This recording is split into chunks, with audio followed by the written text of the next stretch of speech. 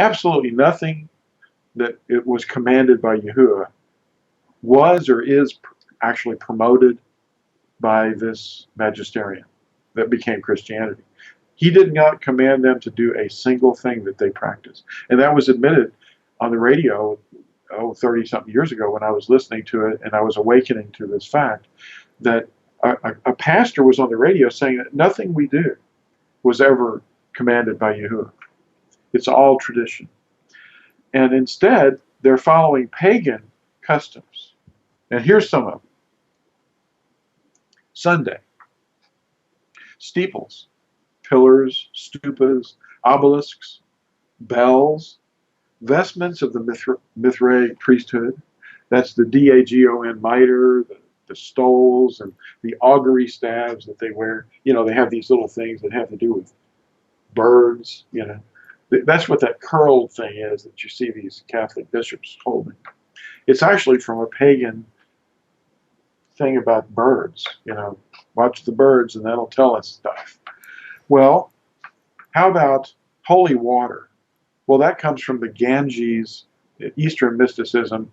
The Ganges river water was considered sacred. Hindu Gnosticism is what it is. How about the Queen of Heaven? That's actually attributed to, that's in Scripture, but it's something that is not what the Catholics are calling it. But the Queen of Heaven is mentioned in Scripture. But that's the problem. Making birthday cakes for the Queen of Heaven. Putting candles on with horoscope concepts of astrology and witchcraft. And blowing out candles and making wishes to genies that rise up to the heavens. That's not coming from Scripture. We teach our children these things. How about Yule logs and mistletoe, which I heard on the radio just day before yesterday. Someone was talking about the plant mistletoe being a poisonous plant, and the Druids used it for their purposes for fertility. You know.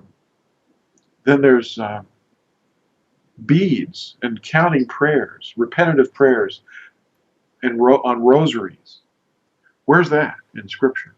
Well, how about weeping for Tammuz, which is actually now the 40-day fast called Lent, which is a word that refers to the lengthening of the days as the spring approaches.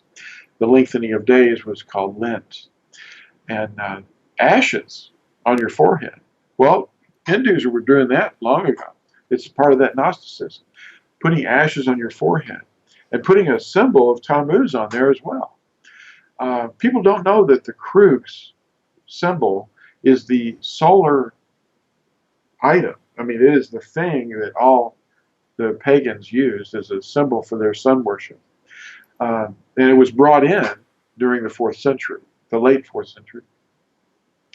Fertility symbols extend to trees, which are phalluses, ornaments, which are testicles, and of course tinsel, the semen.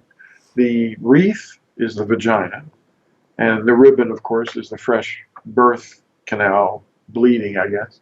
Then you've got the rabbits, the eggs, and the fish, which are all fertility symbols. Statue veneration. I'm not done yet. Celibacy. Yeah, right. Like celibacy is in Scripture. Where's that? What? Where's that at? Hey, Forget that. How about saying magic words like, what do they call it? Hoc est corpus meum. This is my body. This is my body. What?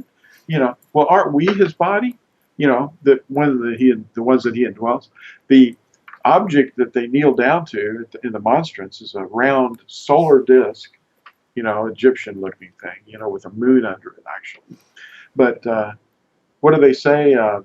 What's the magic words? What are the magic words? And I don't mean please. I mean, they say hocus pocus, which is derived from hoc est corpus meum. Then we have something that we can't find in Scripture called monks. Where are they found? Well, they're found in Hinduism. Nuns, same way. Popes, well, the Caesar was always the Papa, the patriarch, you know. Uh, in Nazi Germany, they called him the Führer, you know, the Pope. Well, the head of the empire. Uh, Kruk symbols are solar icons from Babel's Talmuds, and it became incorporated into sun worship. The sacraments are imaginary dispensation of favors through a priesthood, indulgences for time off in a non-existent place called purgatory. We're not making much up, are we? How about venial sins as opposed to mortal sins? Well, the venial sins, you go to the purgatory, but the mortal sins, you go straight to hell. Well, they're making that stuff up. But anyway, indulgences and the sale of indulgences is still going on, you know. And if you become a Twitter follower of the Pope, you get time off in purgatory. Hmm. And a distorted version of Passover, which is expressed in a bloodless sacrifice, and we know that without the shedding of blood, there is no forgiveness of sins. But they've got this thing called a bloodless sacrifice called the Mass. And it's kind of a distortion of Passover, which is only done once a year, observed once a year, in remembrance of his death. You don't remember his death every day or every week. You only do it once a year, you know, in the proper time. Otherwise, it's witchcraft because it's rebellion. It's something he did not order. Then you've got this thing called sunrise services.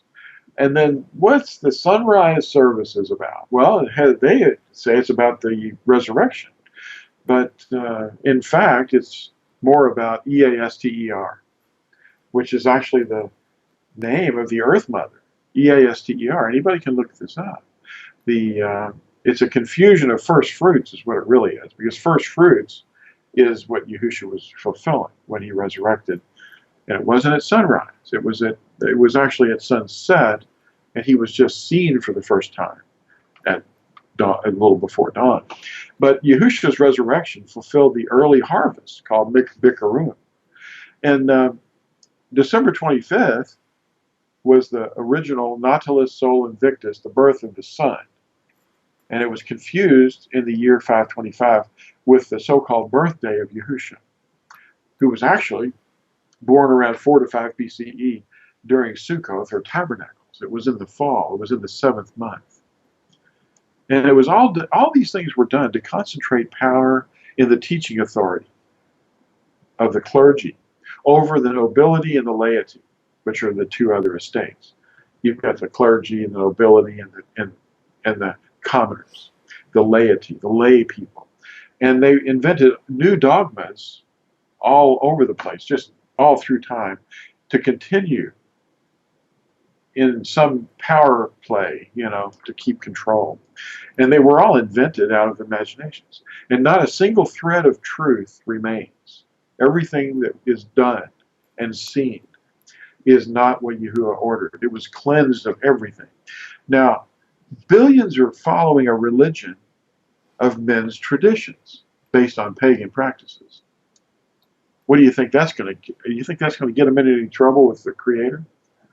Oh yeah. Yeah, I think so. The sign of the eternal covenant, it's called the eternal covenant, is forgotten. It's the 7th day of the week called Shabbat, the 7th day. It actually means 7. And teachers are false.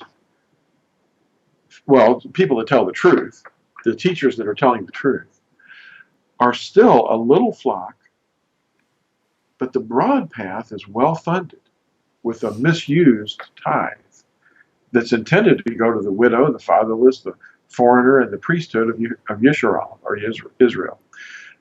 Not the state of Israel, though. We're not talking about the state of Israel. We're talking about Israel as anyone who's in the covenants, keeping the commandments. You know, if you're keeping these commandments, you're automatically in Israel. You enter Israel, the Commonwealth of Israel, by immersion. You know. Now, we Nazarene are of the Melchizedek priesthood, and Yahusha is our high priest. We reject the church fathers. We reject them as a teaching authority. Our teaching authority is one man, who is also the creator, Yahusha. He's our teaching authority. And he's the one that gives us authority. Yahusha was asked by the people who were to become the Talmudists, the rabbis. By what authority do you do these things? Meaning what he was saying and teaching. By what teaching authority do you do these things? That's what they were asking. And he said, well, by whose authority did Yehukin and the immerser immerse? And they kind of hesitated about it, and they stopped asking any questions.